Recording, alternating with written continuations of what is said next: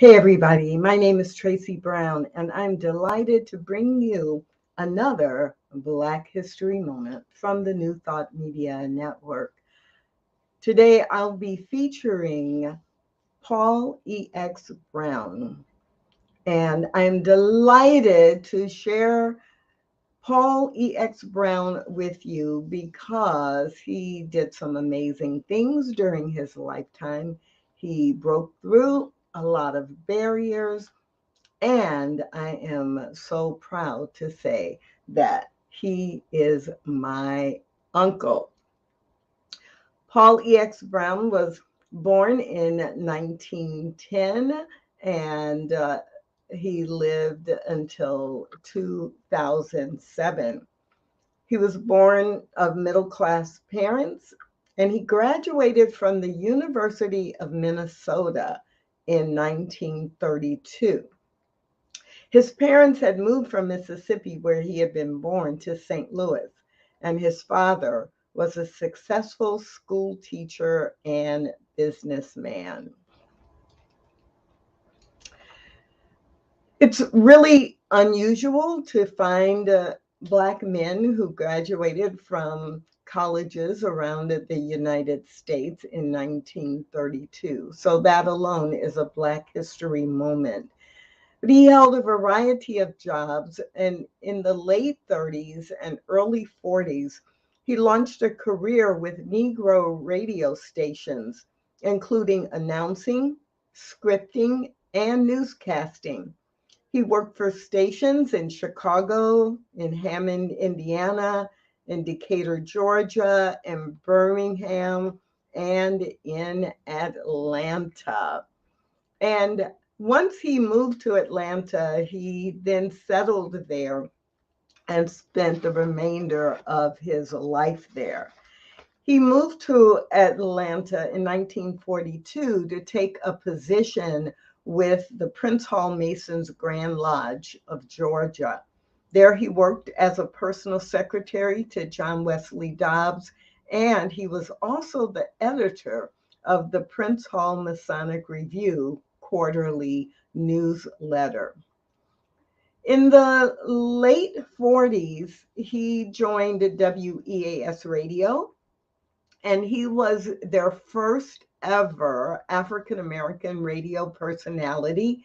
He created and hosted a show called Hi Neighbor, and it was very successful and very popular. It was a program that targeted African Americans in the community. In the summer of 1949, Mr. Brown became the first African American to announce a Major League Baseball game. The game, the Atlanta Black Crackers versus the Brooklyn Dodgers, featuring none other than Jackie Robinson. In 1949, WERD, an Atlanta station, became the first African American owned broadcast company in the world. And in 1954, Brown became the station's third program director. His success at the station pioneered the way and opened doors for other African Americans to pursue careers in radio. In 1952, he joined WAOK Radio and established the station's news department.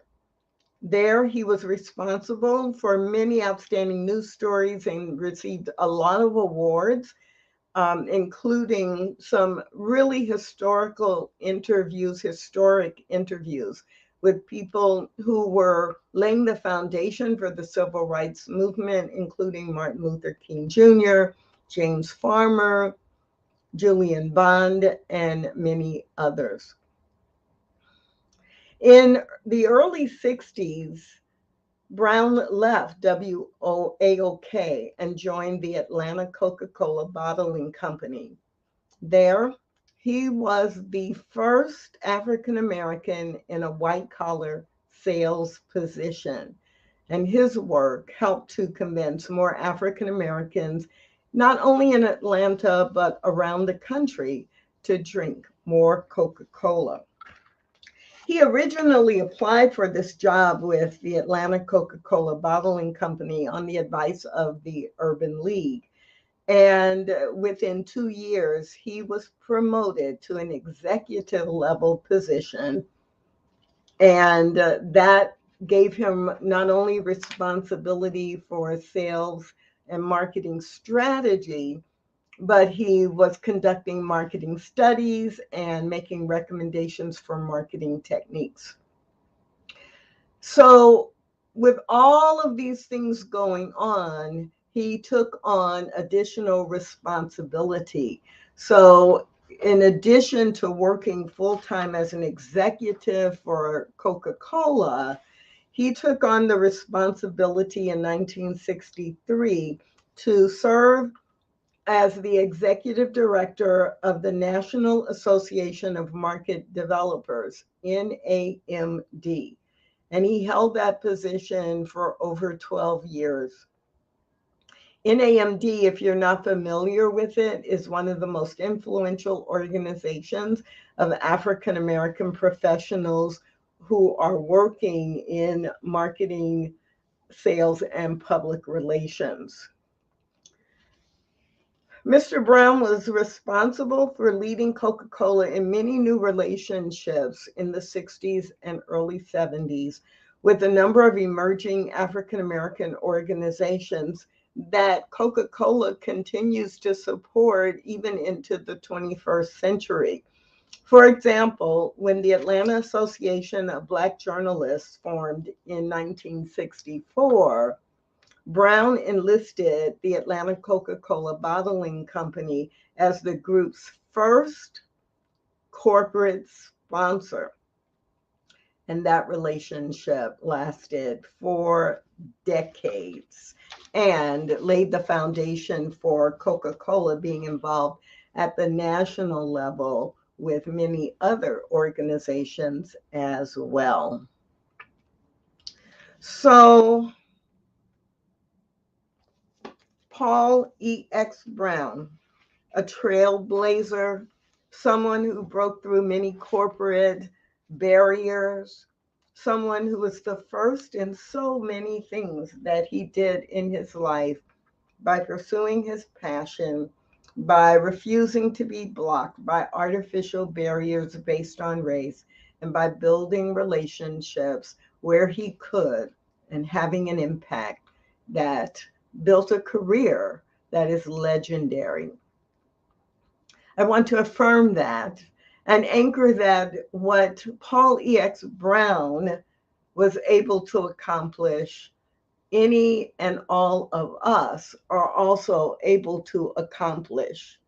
And that we can, as if we work together, eliminate any false belief that someone Black is inferior or someone white is superior. So please, as we honor and bring in the spirit of Paul Brown, let us go into prayer.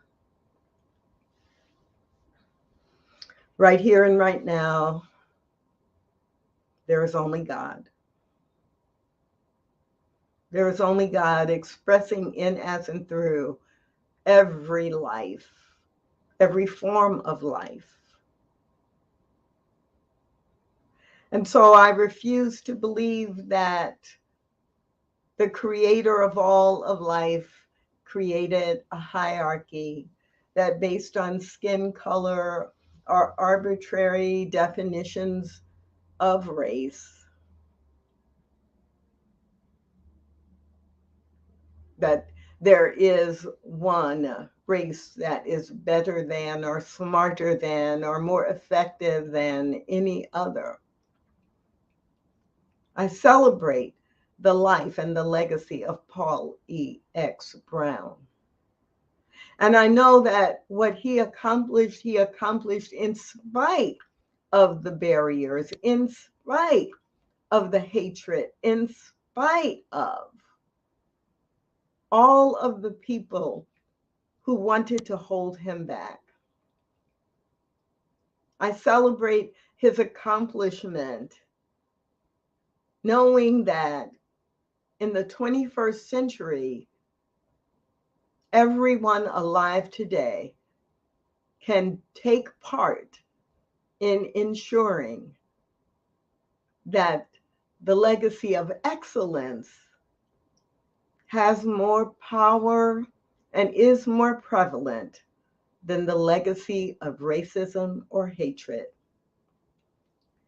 I'm so very grateful for the life of Paul E.X. Brown and everyone else who, like him, succeeded despite the odds. And I'm so grateful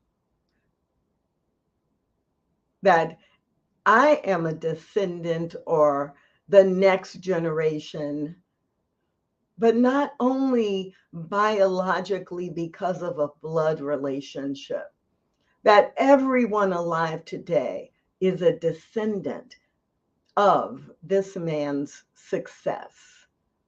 And everyone alive today is a descendant of the ones who broke the barriers and created the opportunities that allowed for the success of Paul E.X. Brown and others like him. So if you resonate with this in any way, I invite you to take a breath and smile. For now is the time for us to reveal the truth of excellence and to be grateful for those Black leaders and achievers who laid a strong foundation for everyone today to notice, recognize, and continue. We bless this together by saying, and so it is.